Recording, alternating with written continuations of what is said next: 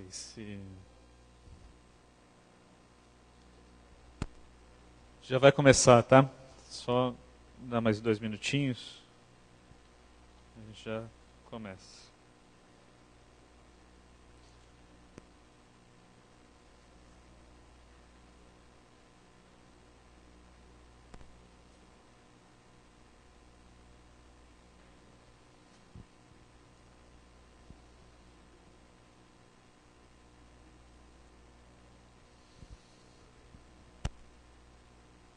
Alguém aqui já trabalhou com chatbots? Já teve... Cara ali do fundo, qual que é o teu nome? Já trabalhou com chatbots em plataformas livres ou proprietárias, Lucas? Desenvolve? Na Zenvia? Ah, massa. Nós temos uma relação legal com a Zenvia. Vou falar um pouquinho disso. Gente, muito bom dia. Eu estou aqui hoje para falar um pouquinho para vocês sobre um framework open source relativamente novo no mercado, mas muito interessante, muito empolgante. Tem trazido aí algumas discussões à tona. Só que antes, eu vou falar um pouquinho de mim e fazer um pouquinho do meu jabá. Eu sou da Rocket Chat, meu nome é Diego Dorgan, e eu trabalho como engenheiro de vendas na Rocket Chat, e sou um grande entusiasta da área de bots, chatbots e tudo mais. Eu vou falar um pouquinho para vocês sobre a nossa plataforma e como é que a gente está investindo nesse mercado de chatbots, open source, e como é que vocês podem fazer, quais são os passos que vocês podem dar para entrar nesse mercado. Primeiro eu queria destacar para vocês, não sei quem já ouviu falar aqui do Rocket Chat, é uma plataforma tipo Slack, de comunicação corporativa, voltada para a produtividade, com uma diferença, ela é open source, a empresa é aqui de Porto Alegre, e você pode instalar ela na sua nuvem, o que significa que você pode ter controle sobre o seu histórico de mensagens e pode fazer extensões sobre essa plataforma com muita segurança. A comunidade do Rocket Chat hoje no GitHub já conta com mais, esse número acho que já está desatualizado, já está com mais de 16 mil likes no projeto principal, e é uma comunidade de mais de 400 desenvolvedores e contribuidores aí. A gente estima que entre contribuidores e desenvolvedores, o pessoal que vai lá, levanta uma issue, relata um bug, a gente já tem mais de 800 pessoas participando da comunidade. O projeto começou em 2015, quando o CEO, nosso CEO Gabriel Engel, ele lançou essa plataforma no GitHub. Era uma plataforma desenvolvida para ajudar um cliente a se comunicar, era uma coisa bem side project mesmo. Lançou no GitHub, a comunidade começou a crescer, começou a se desenvolver, e logo no final do ano a empresa recebeu um aporte de 5 milhões de dólares do grupo New Enterprise Associates, que é o grupo hoje que é um grande capital venture que investe em soluções open source. E hoje é o grande investidor que está por trás da MongoDB, Elasticsearch e uma série de outras plataformas aí, Sugar CRM, mais uma série de outras. Acho que eles foram responsáveis por levar mais de 250 empresas a IPO em Nasdaq. E com o investimento, o pessoal da NA veio para a gente e falou assim, olha, a gente vai botar aqui um investimento na empresa com os seguintes objetivos. Primeiro, foco no produto, então se concentrem em melhorar o seu produto. Segundo, mantenha ele open source, deixe ele sempre, não entre na lógica de fechar código e tal, mantenha ele sempre open source. Cresça a sua comunidade e experimente novos modelos de negócios.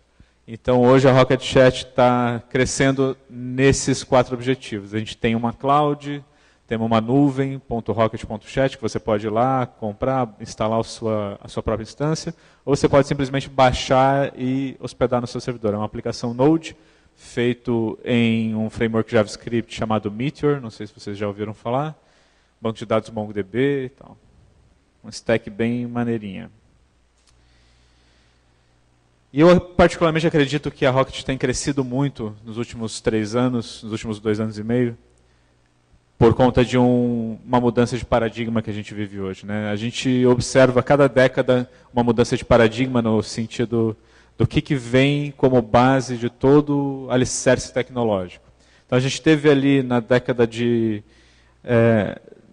80 o crescimento dos PCs, das aplicações cliente e servidor ali, né, no PC. Na década de 90 veio a internet, a criação dos websites, todo mundo tinha que ter um website na rede, senão não existia. Aí, a partir dos anos 2000, com o crescimento dos smartphones, a gente viu o boom dos aplicativos. Todo mundo queria ter um aplicativo, precisava ter um aplicativo. E isso começou a ganhar espaço, até que a partir de 2010, as coisas começaram a se convergir para a mensageria.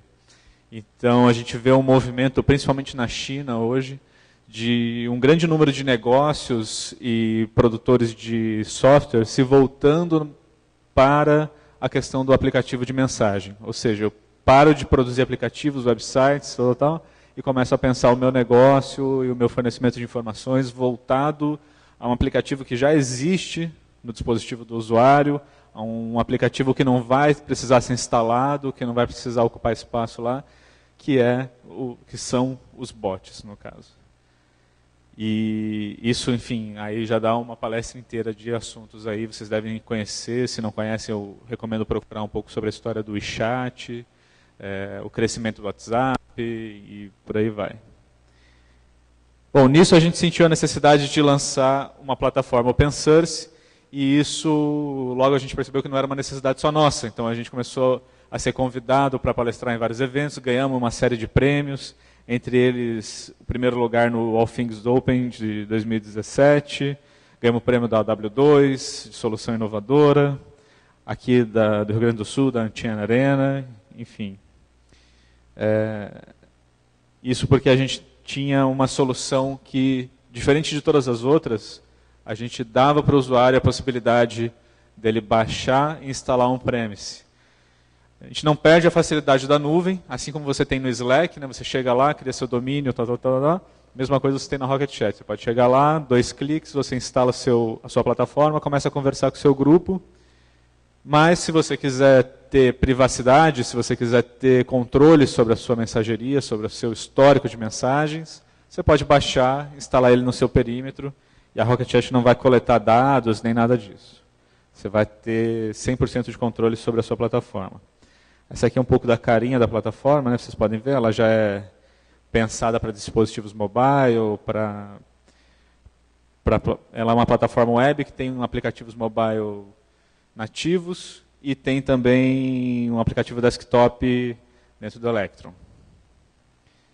A gente fez uma migração muito recente, a gente tinha uma interface dos aplicativos mobiles voltada para uma lógica de experiência do Slack, e com algum tempo de uso a gente percebeu que o que os usuários queriam mesmo era uma experiência mais tipo WhatsApp, e isso estava pegando muito forte no mercado. Então hoje, se vocês entrarem nas lojas e baixarem o Rocket Chat última versão, tanto para iOS quanto para Android, vocês vão ver um aplicativo muito similar à experiência do WhatsApp. E isso tem trazido boas referências para a gente. A gente sente uma adesão muito mais rápida, muito mais simplificada com esse tipo de interface. Ele também é completamente white label, então você não precisa carregar junto a nossa marca na sua plataforma. Você pode ir lá e customizar, instalar sua logomarca, seu padrão de cores, e até fazer uma série de mudanças no CSS, JavaScript, enfim, a gente facilita tudo isso para o pessoal poder customizar a sua plataforma. E como resultado, logo a gente teve uma adesão muito grande de alguns parceiros. Esses caras aqui, AEB, esses caras aqui são a Agência Espacial Brasileira, são os usuários mais antigos do Rocket Chat. É um tipo específico de usuário que tem a necessidade de garantir sua privacidade. Eu brinco com eles, eles ficam lá em Brasília, e quando eu vou visitar eles lá, eu brinco com eles que eu fico louco para saber se tem informação sobre vida em outros planetas dentro dessa plataforma do Rocket Chat deles lá. Que eles ficam fechados ali, trocando ideias. Eles têm uma questão de segurança muito forte, até pela questão do Programa Aeroespacial Brasileiro. E, claro, junto com eles a gente tem ali DataPrev, enfim, uma galera grande aí. Não sei se vocês já conhecem a comunidade do Steemit, é uma criptomoeda, uma galera diferente do Bitcoin aí, uma galera bem interessante. E aqui tem alguns clientes que a gente vem acompanhando pelo mundo. Queria dar destaque ali para a Canonical, Ubuntu, a Red Hat também é um usuário bem forte, não está aqui hoje. O pessoal da For Linux, grandes parceiros. E eu, particularmente, fico em Brasília cuidando dos grandes cases, clientes de governo e grandes empresas. Aqui tem alguns dos grandes clientes com quem eu trabalho lá em Brasília, com exceção, claro, do Departamento de Defesa norte-americano. Esse já é um contribuidor antigo, foi o contribuidor do primeiro protocolo de segurança, o primeiro protocolo RSA de criptografia do Rocket Chat. Mas hoje a gente tem lá o pessoal da Caixa, do Banco do Brasil, do BNDES, do Dataprev, do Ministério da Justiça, da Polícia Federal. E mais especificamente, por conta de uma relação muito pontual que aconteceu com o SERPRO, a gente começou a mergulhar nesse mundo dos chatbots. O SERPRO fez um hackathon sobre chatbots há uns 2 anos atrás. E nesse hackathon a gente resolveu se lançar e conhecer e começar a experimentar novas tecnologias, tentar novas parcerias. E lá a gente começou a sair do outro lado, começou a enxergar que tinha um mercado muito grande de chatbots se desenhando, que isso não era só uma discussão filosófica, esse paradigma que a gente estava vendo se alterando durante essa década, ele estava se confirmando num modelo de negócios muito interessante. E aí tem uma sacada muito legal do Rocket Chat, que ele começa, na verdade, o início do projeto, ele começa com uma aplicação de live chat, né, aquele chatzinho que vem no seu website. Então a gente começou a brincadeira e logo a gente chegou nesse resultado aí que vocês estão vendo. Isso aí é um chatbot open source, código todo on-premise, nenhuma API é consumida na nuvem, nem nada disso. Onde a gente conectou com uma instância do Rocket Chat, colocamos a instalação do live chat dentro do website da própria Rocket, e ali a gente colocou um botzinho para ficar conversando com as pessoas. O que ele faz, esse botzinho? Basicamente, ele fica no meu website, atendendo meus clientes, tirando dúvidas, explicando onde é que estão as coisas, onde é que você pode baixar, com quem que você pode falar e tal. Se o usuário, no final, chegar à conclusão de que o bot não atende eles ou não consegue atendê-lo, ele pede para ser transferido para um ser humano e o bot transborda esse atendimento para um atendente humano em outro departamento. E uma sacada muito legal dessa parada do live chat, que eu acho que poucos dos nossos concorrentes conseguem chegar, é que além de colocar o bot ou o sistema de atendimento direto no teu website, a gente consegue integrar ele também com o Facebook. Então nós estamos desenvolvendo hoje, essa já está em produção, essa funcionalidade já está disponível, é open source. É uma funcionalidade que a gente chama de Omnichannel. A ideia é que, uma vez que você tenha o seu Rocket Chat instalado, você consiga se conectar com todas as outras redes sociais a partir do Rocket Chat. E aí você centraliza a tua mensageria numa só plataforma, onde você é dono dos dados. Onde você não perde os dados, onde você não perde esse histórico. Então aqui o que vocês estão vendo é aquele mesmo botzinho, só que agora ele está um pouquinho mais evoluído. E ele está falando pelo Rocket Chat, o bot está lá no Rocket Chat, e ele está respondendo um usuário dentro de uma Facebook page. A gente consegue conectar com o Messenger da Facebook page. E antes que alguém pergunte, não, a gente não consegue configurar messengers pessoais, o Facebook bloqueia um monte de coisa, eles ficaram super traumatizados com a história do Cambridge Analytica, enfim, tem super difícil hoje conectar com o Facebook. O que eles liberam a gente consegue, que é o Facebook Messenger das páginas, que já é um grande avanço. Falar um pouquinho para vocês agora sobre por que a gente está investindo nesse caminho, por que a gente está conhecendo um pouco mais sobre esse caminho e buscando novas parcerias. Até a própria relação aqui no Rio Grande do Sul com a Zenvia vem muito nesse sentido, de buscar parceiros para explorar mais esse mercado. Paco Natan é um diretor da Ohio Media. Ele tenta explicar um pouco desse crescimento do atendimento automatizado, né? E ele justifica o lance da disponibilidade das ferramentas de processamento de linguagem natural, de melhores sistemas de chat e o crescimento, né, óbvio, da necessidade de você precisar manter um atendimento 24/7 como um dos motivadores ou um dos motores do crescimento dessa indústria. Mas eu gosto mais da citação desse cara aqui. E eu acho que ele lança, e o Google vem fazendo essa abordagem já há algum tempo, né? Não sei se vocês chegaram a perceber isso no mercado, ele tem uma abordagem que é, da mesma forma que a gente há uns anos atrás falava de mobile first, a gente falava, não, vou começar desenvolvendo para o mobile, e aí depois vou pensar site, e o que mais vier. O Google hoje começa a falar numa plataforma, num padrão AI first, que é, primeiro eu começo desenvolvendo um assistente de inteligência artificial, uma uma aplicação que vai se comunicar com o meu usuário, entender o que ele está precisando, tentar interpretar quais são as necessidades dele, para depois começar a pensar o resto do meu serviço. O Sundar Pichai é o CEO da Google, e ele falou isso no último summit deles lá. Eles falavam que cada vez mais a gente vai começar a olhar para um mundo voltado para a inteligência artificial, para desenvolvimento voltado para a inteligência artificial. A gente podia falar sobre um monte de coisa sobre inteligência artificial, tá? Eu vou tentar não entrar aqui na lógica apocalíptica de a inteligência artificial vai dominar os humanos, vai escravizar todo mundo, né? Mas vou tentar pegar a parte mais técnica e do mundo real mesmo dessa discussão. Isso aqui é um gráfico horrível, eu queria que vocês olhassem para ele. Esse gráfico aí ele foi produzido por uma pesquisa da BI Intelligence. Ele prevê de uma forma mais amena, né, numa linguagem mais tranquila, ele prevê o crescimento do desemprego por conta da inteligência artificial.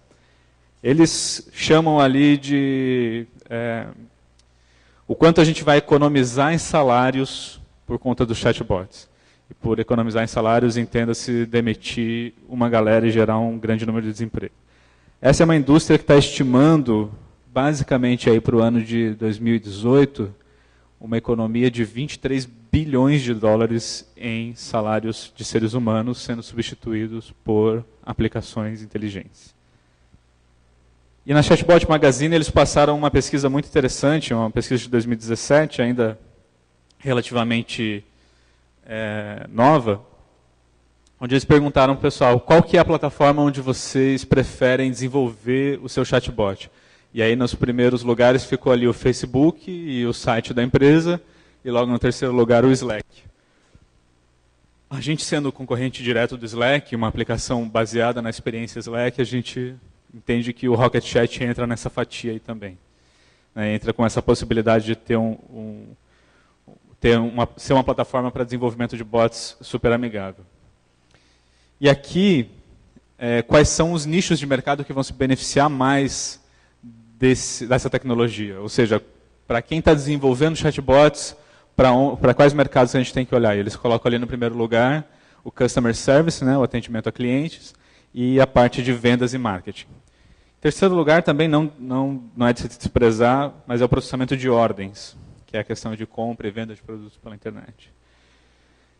E essa é uma questão interessante, que eu acho que é o cerne desse estudo todo aqui. O que os usuários sentem de maior debilidade quando você fala da experiência de chatbots? Em primeiro lugar, disparado, os usuários começaram a falar que eles sentem falta de mais inteligência no bot. E isso é uma experiência muito comum. Quem aqui já se relacionou com um chatbot para pedir uma informação ou um serviço? Levanta a mão, por favor. Quando a gente vai se relacionar com o chatbot, é muito comum a gente ter a sensação, logo nas primeiras 5, 6 mensagens, de que aquele chatbot é um chatbot burro. Você começa a perguntar as coisas e ele responde sempre a mesma coisa. Você manda uma pergunta, ele responde outra coisa nada a ver, e você começa assim, cara, que cara burro, velho, eu não consigo fazer ele entender o que eu estou querendo. E isso não é só da nossa experiência aqui, não, isso é no mundo inteiro. Existe uma demanda muito grande por maior capacidade de interpretação, por capacidade de interpretação de contexto, por chatbots mais inteligentes. E a capacidade de conversação vem logo em segundo lugar, que eu acredito que seja um dos grandes fatores no sentido de você criar uma boa experiência de usuário. Quando você está falando com um chatbot, você está esperando a simulação de uma relação humana. Você está querendo se comunicar de forma fluida e de forma intelectual, de forma cognitiva com uma máquina. E quando o chatbot não tem habilidades de conversação, essa experiência vai por água abaixo. Então, é meio que como pensar o user experience de chatbots, só que específico para interfaces de conversação. E essa é uma grande demanda que está colocada aí para a gente. E aí, pensando nisso, eu fiz uma série de estudos sobre frameworks open source e frameworks fechados também para desenvolvimento de bots. A gente chegou a, inclusive, preparar um e-book, que a gente deve lançar essa semana aí, para vocês darem uma olhada, com alguns apanhados do mercado. Mas eu queria trazer alguns highlights aqui dessa experiência.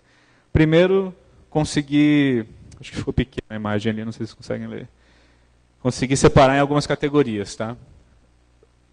A primeira questão é, a gente tem ali o famoso RPA, né, o Robotic Process Automation, que são os bots de produtividade de mercado, são os bots que são capazes de fazer scrap de tela, de manusear aplicativos, de entrar no desktop, se comportar como um usuário, são tecnologias muito mais...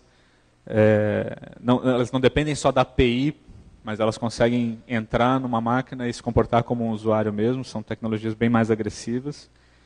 Tem os bots de produtividade, que basicamente são os bots que conectam com a API de algum sistema e te oferecem uma interface via chat para você operar algum processo, operar algum sistema. Existem os chatbots, que são os bots de conversação, que estão ali para conversar, entender e conduzir o usuário dentro de um fluxo, de um processo específico dentro da empresa. E tem os assistentes virtuais, que são bem mais genéricos, são geralmente acompanhados de uma tecnologia de inteligência artificial mais parruda, e eles basicamente são pensados para fazer qualquer coisa. Então ele é voltado para a pessoa. Qualquer coisa que aquela pessoa precisar, desde setar um alarme, desligar a geladeira, abrir a cortina, reservar um hotel, reservar um restaurante, esse assistente virtual vai estar ali, em tese, preparado. Um bom exemplo desses casos aí é o Hey Google e a Siri, né? O Olá Google e a Siri.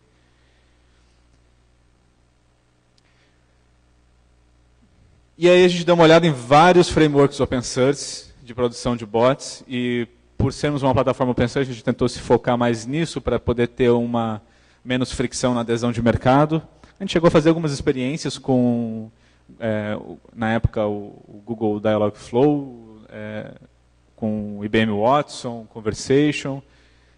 E aí a gente chegou à avaliação de que não, nossos usuários primam pelo open source, primam pela questão de ter as coisas instaladas na sua infraestrutura, então vamos estudar alguns frameworks que possam se adequar ou vir junto com a gente no nosso pacote. E a gente chegou, depois de algumas avaliações, chegou nessa conclusão de que, independente de qual fosse o framework que a gente estivesse desenvolvendo, o chatbot, eles tinham basicamente sempre a mesma estrutura. Que era o quê? Eu tenho um canal por onde eu recebo uma mensagem, eu tenho provavelmente no meio, nem sempre, uma camada de processamento de linguagem natural, e essa camada, via de regra, fica na nuvem, é uma API fechada na nuvem, onde você tem que pagar pelo acesso, ou você pode consumir até tantas requisições de graça e depois tem que pagar, enfim. Só que daí quando ele volta para o software em si, para o chatbot em si, ele está lidando com, basicamente, uma grande cadeia de if, else if, e basicamente ele cria um grande chanfro de possibilidades, onde você fica testando variáveis, testando coisas, e você vai sempre seguindo naquela direção. Ele cria uma lógica unidirecional, né? Você passa de um ponto, se o usuário chega naquele ponto, ele tem duas opções, se ele pega uma opção da direita, ele tem mais 3, depois ele tem mais 4, enfim, ele está sempre dentro de uma árvore de processo navegando, e, em regra, ele só pode ir para frente ou para trás. E aí eu achei até legal trazer aqui para vocês um dos últimos lançamentos aí, super recente do BotPress, que é essa interface uma interface gráfica que ele disponibiliza para você montar esse flow dentro do seu chatbot. E não importa o quão bonita ela seja, ela sempre vai ser limitada a essa questão. Vocês vão ver aqui, ele vai testar uma variável lá em cima, e se a saída for verdadeira, ele vai para um outro bloco de testes. Se a saída for falsa ou for outra não esperada, ele vai para um segundo bloco. E por aí vai. Você vai desenhando um chanfro, que não importa o quão grande ele seja, ele ainda vai estar sendo limitado a essas interações que você tem lá dentro do plano. O BotPress lançou isso aqui, acho que tem umas 2 semanas, ficou super legal, vale a pena conhecer a interface. Mas quando a gente foi atrás do Rasa, a gente estava procurando uma experiência um pouquinho melhor. A gente olhou para todo esse cenário no mercado e pensamos, cara, por que a gente não pode ter? Será que a gente não pode ter, né? Uma grande exclamação.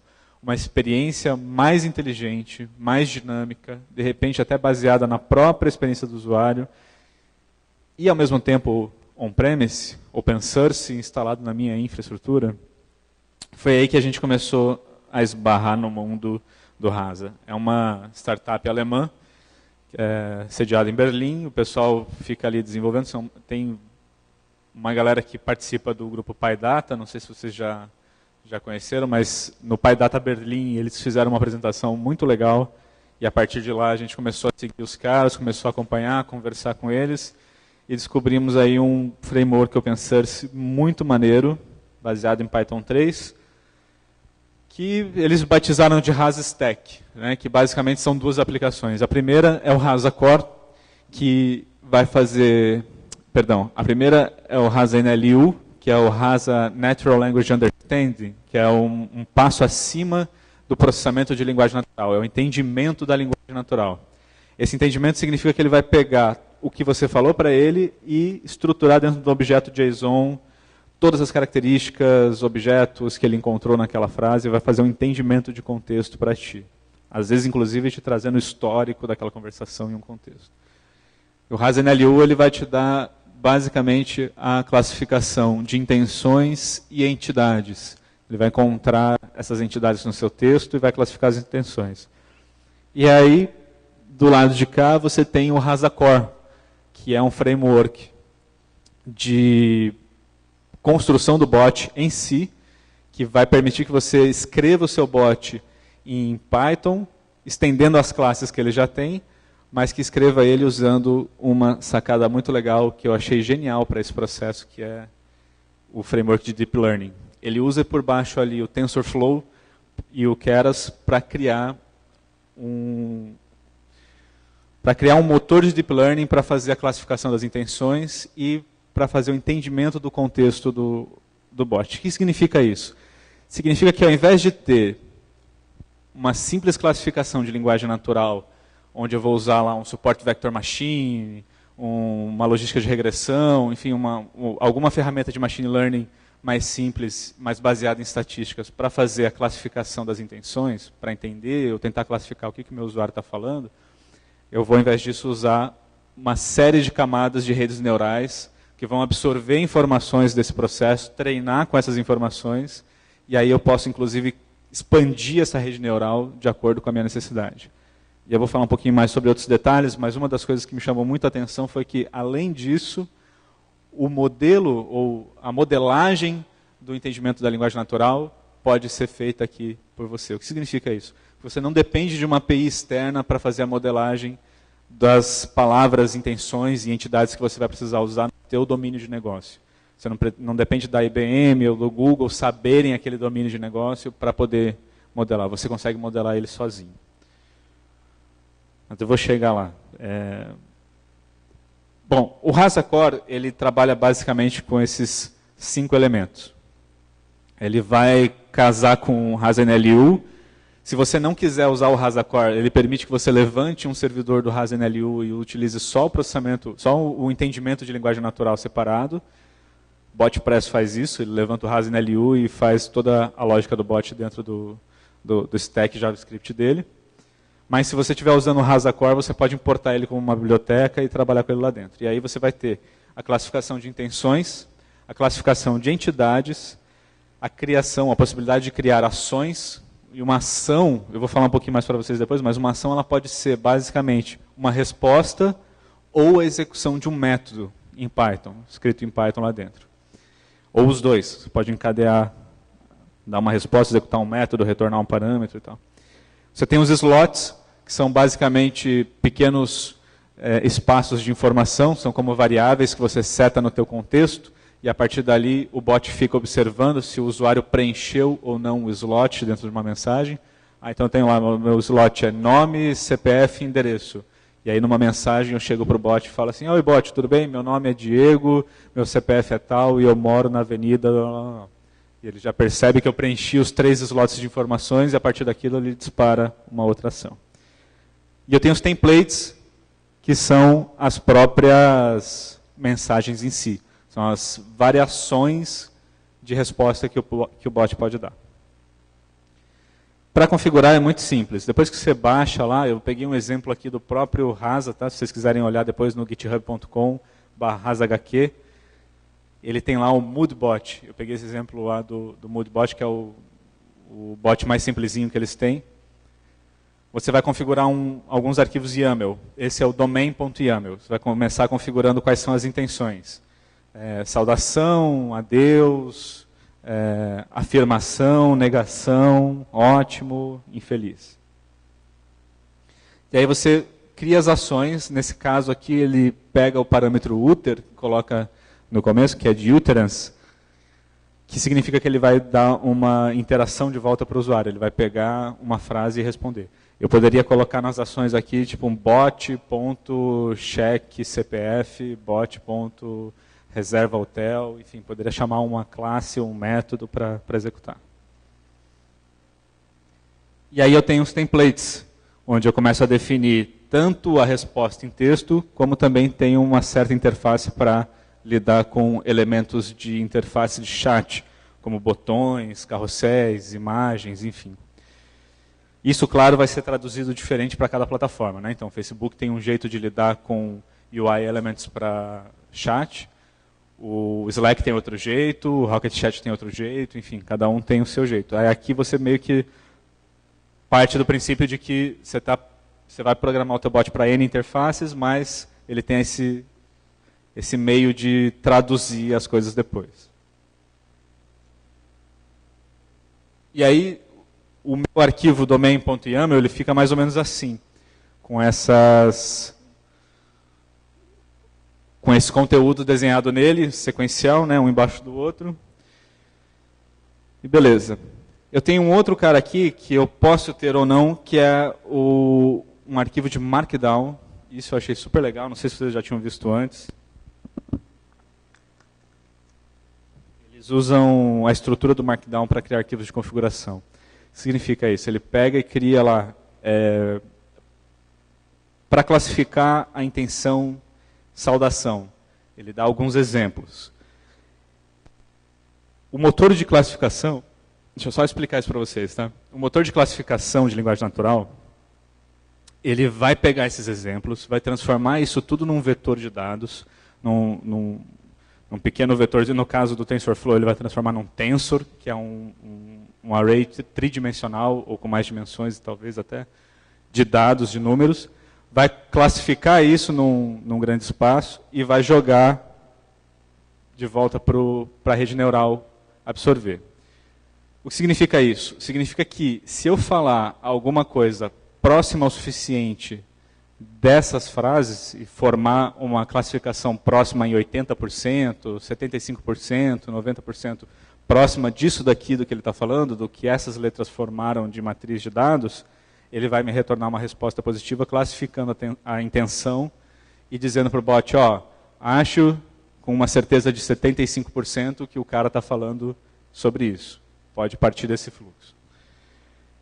Então aqui ele vai te dar a oportunidade de montar e de aperfeiçoar essa classificação de intenções. E aí você vai dizer para ele, quando o meu bot quando o meu usuário estiver falando, quero saber sobre a ordem do meu produto, cadê meu produto, você disse que ia me entregar e não entregou, eu sei que ele está falando de verificar a ordem de entrega, ou verificar a entrega.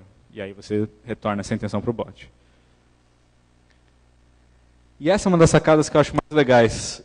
Diferente dos outros frameworks, o RAS ainda implementa mais uma camada acima disso tudo, que é as histórias. O que são as histórias? Eu começo a dizer para ele que eu posso ter alguns caminhos. Então, ao invés de eu ficar naquela lógica de if, then else, que eu ficava antes, dizendo, o cara respondeu 1, vai para o fluxo 1, respondeu 2, vai para o fluxo 2, eu começo a dizer para ele, não, cada usuário pode ter uma história diferente. Ele pode começar com uma saudação e depois dizer que ele não está se sentindo muito bem. Ou depois dizer que ele está se sentindo bem.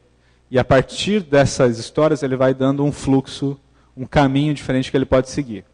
Agora, o que é legal disso daqui? O Rasa permite que a gente configure tudo isso dentro do arquivo stories.md, do arquivo Markdown, ou, inclusive, que a gente faça esse treinamento interagindo direto com o bot. E essa é uma sacada muito maneira, que é o Interactive Learning, que é a possibilidade de você entrar num terminal, começar a conversar com o bot e ele falar, olha, você me falou tal coisa, eu classifiquei como saudação e acho que o próximo passo é executar uma ação. Tá certo? Não, a classificação está errada, a classificação está certa, mas a ação está errada, a classificação está errada, ou exporta tudo agora no arquivo de histórias e fecha. E aí a grande sacada é, a partir desse processo de interação que você vai construindo com o bot direto na linha de comando, ele salva depois um arquivo de história com todas as possibilidades de interações e deixa isso salvo na memória do bot. Ou seja, a relação do teu usuário com o bot, ela pode ser melhorada dia após dia a partir da própria experiência que ele vai ter com o bot. Claro que aqui nessa interface não é o usuário final que está acessando, mas são usuários internos, programadores, designers, desenvolvedores de bot que vão fazer essa interação com ele de forma mais organizada. Mas, partindo da experiência que você tem, você não precisa recodificar o bot inteiro. Você pode só ir desenhando novas interações com ele a partir do Interactive Learning. E isso é uma sacada que eu acho genial. A segunda sacada que é genial é a configuração do modelo de NLU.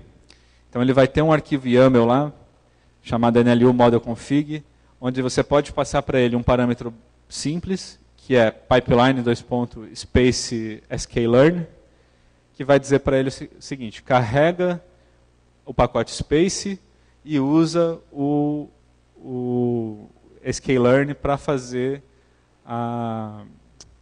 o NLP dele, para fazer a interpretação de mensagens, para tentar reconhecer entidades e tudo mais. Mas se isso for suficiente para mim, beleza. Se isso não for suficiente para o meu modelo, eu posso dizer para ele carregar uma pipeline de processamento de linguagem natural. O que significa isso? Que ele vai passar a mensagem do usuário por vários interpretadores, por vários mecanismos de interpretação de linguagem natural, que vão, depois de passar por todos eles, vão depois somar os seus resultados num grande objeto. Aí eu acho que ficou bem pequenininho, né? Não sei se vocês conseguem ver. Mas eles vão entregar de volta um grande objeto JSON enriquecido com todo o conteúdo que eles conseguiram encontrar dentro da mensagem. Então aqui é um exemplo, quando a gente passa para ele uma mensagem, estou procurando por comida mexicana, e eu passei a mensagem aqui para ele por HTTP, tá? Eu mandei ali para o localhost 5000 parse, mandei um pacote ali de JSON com a mensagem, e ele me retornou esse JSON ali, intenção classificada, busca por restaurante, confiança 0.82, entidades encontradas, cozinha, valor mexicana, o extrator dela é o NER-CRF, que é o que está ali no meu pipeline, está vendo? Então eu encontrei ali um cozinha mexicana a partir desse interpretador. E o ranqueamento de intenções, ele manda logo em sequência.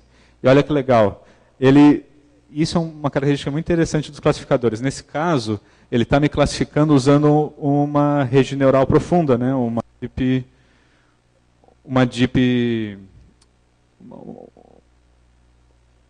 rede feita em Keras, né? De Deep Learning.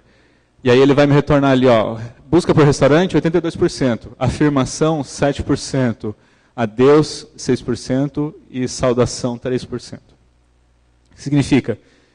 Ele conseguiu, durante o processo de classificação, entender que aquilo que eu estava falando se aproximava muito mais de uma busca por restaurante. Se eu colocasse, e aí depois vale a pena dar uma olhada nos exemplos, se eu colocasse nessa busca, nessa mesma mensagem, estou procurando um restaurante de comida mexicana barato, ele ia encontrar uma outra entidade ali, que era o preço, e ele vai dizer preço baixo entre X e Y. E aí ele já retornaria uma outra resposta completamente diferente.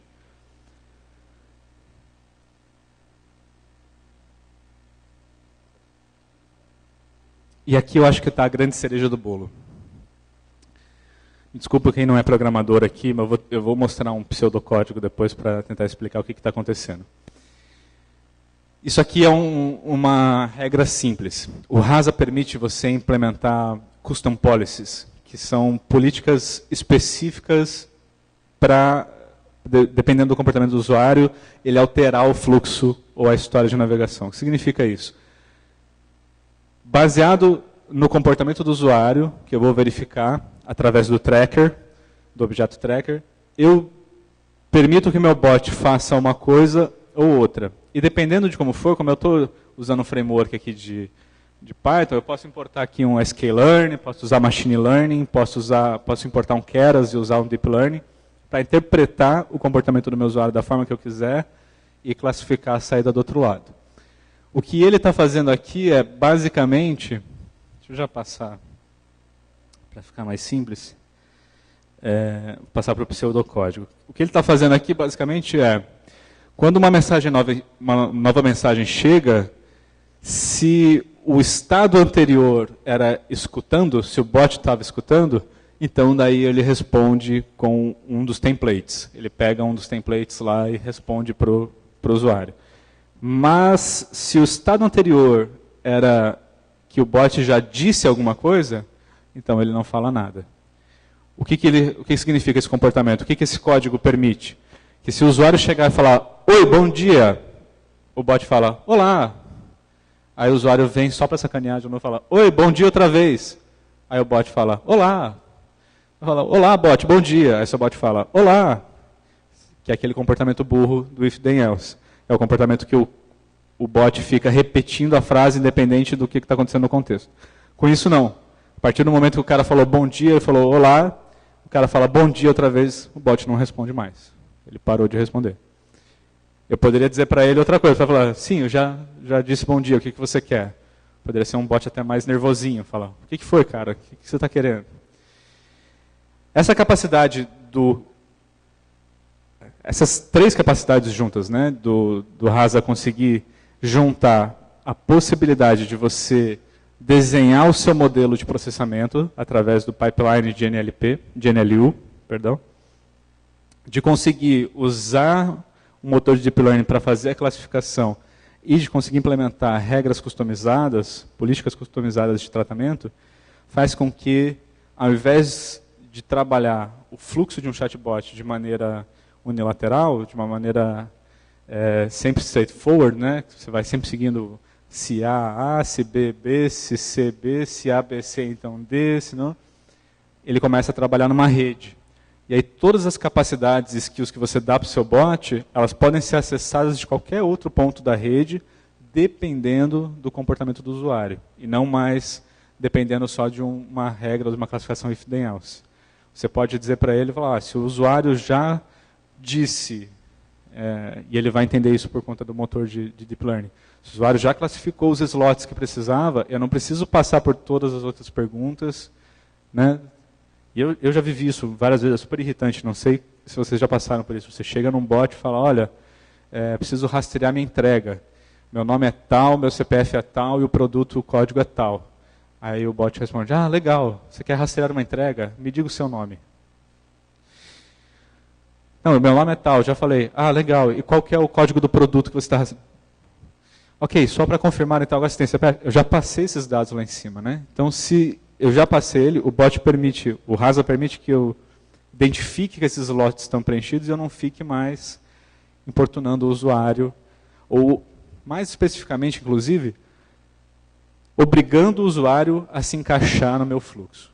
E aí eu começo a ter uma relação muito mais harmônica e muito mais natural com a experiência cognitiva, que é o quê? Eu passo a dizer que a minha aplicação se molda ao comportamento do usuário, e ela entende o comportamento do usuário.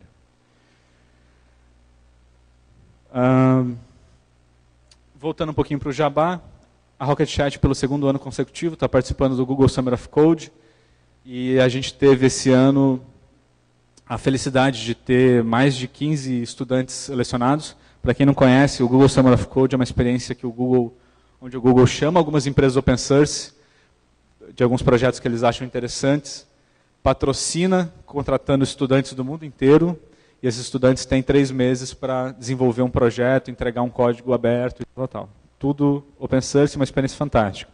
Eu estou mentorando nesse projeto o Arthur Temporin, que é um estudante da Universidade de Brasília, da Engenharia de Software da UNB, onde ele está desenvolvendo os conectores para Rocket Chat para 3 grandes frameworks open source de bot que nós escolhemos, que é o BotKit, o BotPress e o Rasa NLU. O BotKit já está pronto, quem quiser dar uma olhada tem o repositório BotKit Starter lá no GitHub da Rocket Chat.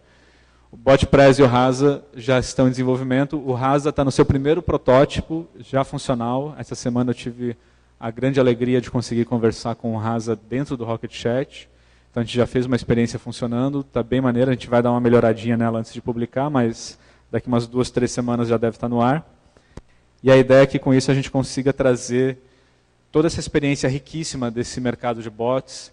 E aí eu vou fazer um paralelo bem específico, que é um recorte dos bots open source, que tem uma comunidade crescendo, que tem um grupo ajudando a desenvolver. E aí hoje nós estamos falando de Rubot, de BotPress, de BotKit, e mais especificamente agora com essa abordagem do Rasa, chegando num poder de processamento muito interessante. Essa comunidade de bots open source, a gente quer trazer para dentro do Rocket Chat, ou para se aproximar da comunidade do Rocket Chat, para a gente ter uma experiência muito mais completa. Tanto no sentido de liberdade, de eu ter controle e liberdade sobre a minha plataforma de chat, de mensageria, como também no sentido de poder integrar e expandir com mais velocidade as funcionalidades. Eu estou falando aqui de plataformas que têm APIs, Graphical e REST, estou falando de plataformas que têm acesso a HTTP, JSON e a coisa toda, então faz sentido, acho pelo menos que faz sentido para a gente ter uma proximidade muito mais orgânica com essa galera.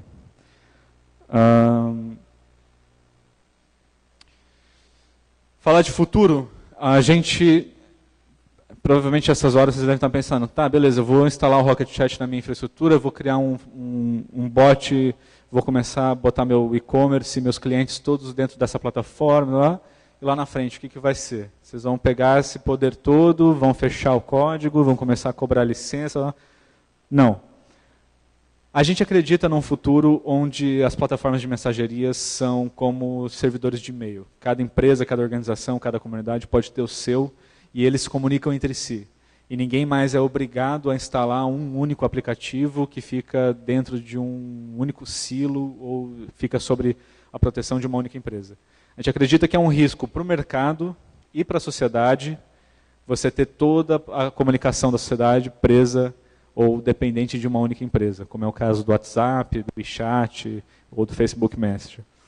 A gente acredita que as pessoas têm que ter a possibilidade e a liberdade de hospedar suas próprias plataformas de mensageria. Então, nós estamos trabalhando esse ano, e deve sair aí no segundo semestre, meados do segundo semestre, um protocolo de federação, onde cada servidor da Rocket Chat vai poder se levantar na rede, se identificar e se comunicar com outro servidor de Rocket Chat. E aí você vai poder mandar uma mensagem direta via aplicativo, de um servidor para o outro, ou de um usuário no teu servidor para outro usuário em outro servidor, da mesma forma como você manda um e-mail hoje, todo mundo consegue ler, consegue falar. A gente acredita num futuro sem gatekeepers, né, sem guardiões.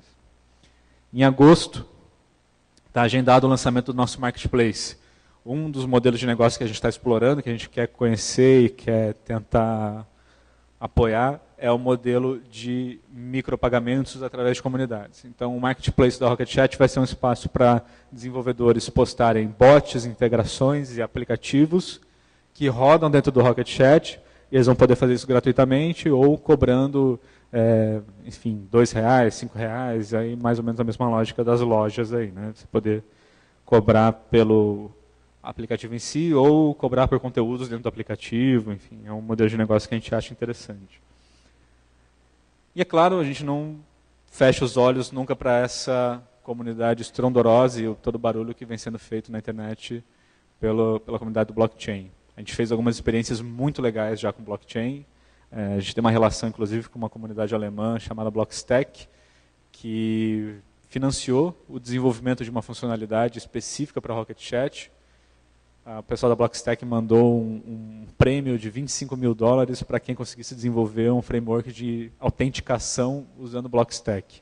O Blockstack é um framework que eles produzem, que usa o blockchain para fazer storage, para fazer identificação de usuários e mais umas coisas lá.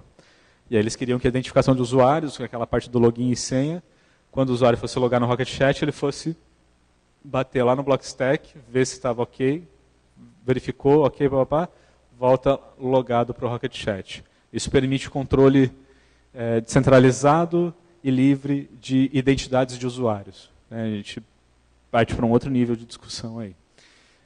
Além dessa experiência, a gente chegou a fazer uma experiência com transações. A experiência com transações talvez seja a mais excitante de todas. Assim, a ideia de você conseguir fazer um pagamento pelo seu aplicativo de chat. Hoje isso já é possível, via Facebook Messenger e via WeChat, basicamente. A China já tem uma experiência bem avançada nesse sentido e a gente está querendo trazer para dentro do Rocket Chat usando o blockchain, que é a lógica de você conseguir garantir confiança numa transação e fazer a transação direta pelo aplicativo, pelo chat. E uma outra experiência que a gente teve também muito legal foi essa mais voltada para a galera da privacidade, para a galera que preza pela privacidade ou pela segurança, foi com o mercado financeiro, que é hospedar os dados, ou gravar os dados de uma conversa do Rocket Chat em um blockchain. E aí eu consigo depois auditar essa conversa e garantir que essa conversa nunca foi alterada. Para que isso? Para que eu possa fazer uma ordem de compra, uma ordem de venda, e ter aquilo registrado como um contrato e garantido que aquilo não foi alterado pelo fornecedor e sim registrado pelo cliente. Todas essas possibilidades estão no jogo, as experiências foram feitas esse ano, provavelmente até o final do ano a gente deve ter um grande lançamento aí de funcionalidades para blockchain. E é isso. Queria convidar vocês depois para conhecerem e ajudarem. O nosso site ele também usa o GitHub Pages, então se quiserem ajudar, reclamar, pedir mais documentação, está faltando algum dado, abram uma issue lá, sintam-se à vontade. Queria convidá-los também para conhecer, esqueci de falar isso, não devia ter falado isso no começo, para conhecer a plataforma softwarelivre.rocket.chat. Se vocês acessarem as lojas agora e baixarem o aplicativo do Rocket Chat no celular, para iPhone ou Android, vocês vão conseguir acessar o servidor softwarelivre.rocket.chat. É o servidor oficial do Fizzly. A gente está aqui patrocinando o Fizzly e trouxemos essa plataforma para ajudar a galera a se conectar e a se manter conectada. E lá já tem alguns canais sendo criados, tanto por trilhas como por interesses. E, enfim, convido todos vocês a se registrarem, participarem e aos palestrantes também para publicarem suas palestras lá dentro. Acho que é isso. Dúvidas?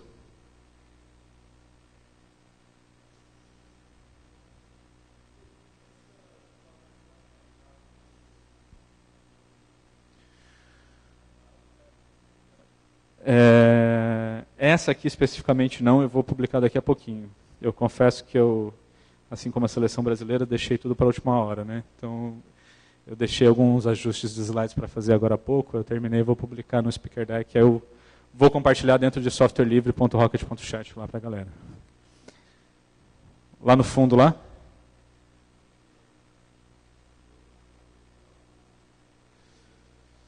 Eles...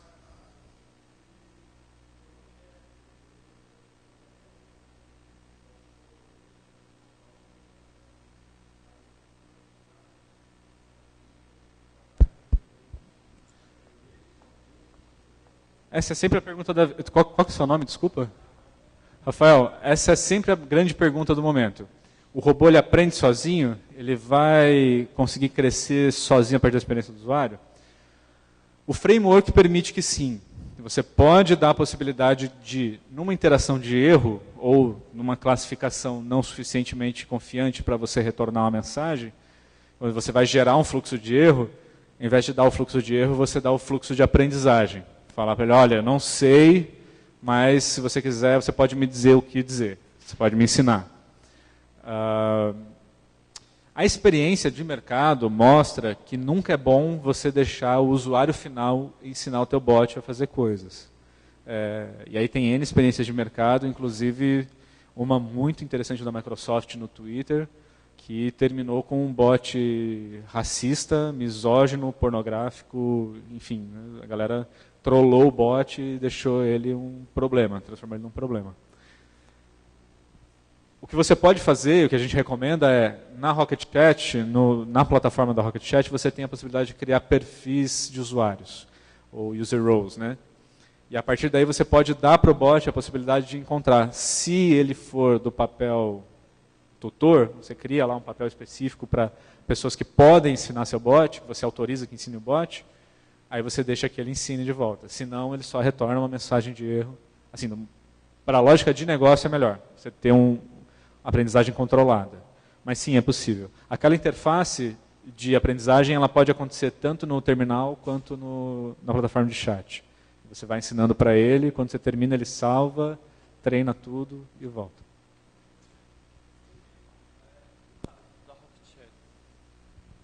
Eu posso usar ele para conectar com outras plataformas, como por exemplo o Twitter e outras plataformas, usar ele via API, por exemplo? Cara, sim, o futuro é para a gente omnichannel, então a ideia é que você se conecte no Rocket Chat e consiga falar em todas as plataformas. Mas a vida real é um pouquinho mais difícil do que isso. Assim, algumas plataformas elas não permitem que você conecte perfis de usuário, como o Facebook, por exemplo, eu estava falando. Você não tem API para você conectar no perfil de usuário. O Twitter, por outro lado, já tem. O que a gente tem hoje para Twitter são alguns robots, alguns scripts em robot que você conecta com o seu Twitter e ele fica lá monitorando o user stream, te mandando as mensagens no canal e você pode responder as mensagens e o bot pega aquelas mensagens e joga no Twitter de volta. Então você tem uma interface para lá. Sem uma interface de API, aí fica por sua conta e risco. Você pode implementar ali um framework tipo Selenium, alguma coisa do gênero, e simular um browser acessando alguma coisa, mas aí é mais complicado. Nativamente no Rocket Chat hoje, a gente implementa, para ser bem claro, a gente implementa no Omnichannel a integração com o Facebook Pages. E em breve vai sair com o Twitter. Se tudo der certo, se a gente conseguir fechar alguns contratos que a gente está mirando aí, a gente vai integrar com o WhatsApp for Business. Que se você não tiver o carimbo dos caras lá, você não consegue nem ter acesso à documentação da API, então é meio difícil. A gente tem alguns clientes que têm, então atrás deles para ver se eles conseguem abrir para a gente a API e aí conseguir fazer a integração. Mais uma?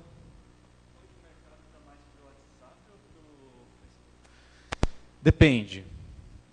E isso é um depende bem cheio de aspas. Assim, a gente trabalha hoje no mercado internacional. A Rocket Chat é uma empresa de Porto Alegre, só que ela hoje, por conta do investimento, ela criou uma holding. A maioria dos clientes estão nos Estados Unidos. A gente tem uma porrada de clientes na Europa, principalmente na Alemanha. E estamos vislumbrando a possibilidade de entrar na Índia e na China. A China é um silo fechado. Você só entra lá com apoio do governo chinês. E lá o WeChat da Tencent é a aplicação principal. No Brasil, é o WhatsApp. Embora o Telegram já tenha dado todas as possibilidades para ser uma plataforma muito mais amigável, muito mais interessante, interativa, a experiência de usuário ainda é o WhatsApp. E muita gente pede o WhatsApp. E é muito difícil você disputar espaço no dispositivo das pessoas com o Telegram ou até mesmo com o aplicativo do Pocket Chat. Já lá fora, nos Estados Unidos, por exemplo, é o Snapchat. Nos Estados Unidos você ouve muito falar de Snapchat. Assim, tem que ter integração com o Snapchat, se não faz Snap não tem graça pra gente, enfim. Depende muito, varia muito. No Brasil, o WhatsApp, com certeza. O Facebook Messenger agora, inclusive, o Facebook adquiriu o WhatsApp, né? Então, com essa fusão aí, o Messenger vai vir provavelmente mais porreta. Se eu tivesse a possibilidade, investiria mais no Facebook Messenger e Rocket Chat, para fazer um casado legal assim. Mas todo mundo vai te perguntar se você integra com o WhatsApp. Se você for para esse mercado, a galera vai perguntar, você integra com o WhatsApp? Eu costumo responder assim, eu integro, de boa vontade. Com maior boa vontade eu vou lá e integro. Mas o WhatsApp não integra comigo, então não tem muito o que fazer. Mais alguma pergunta?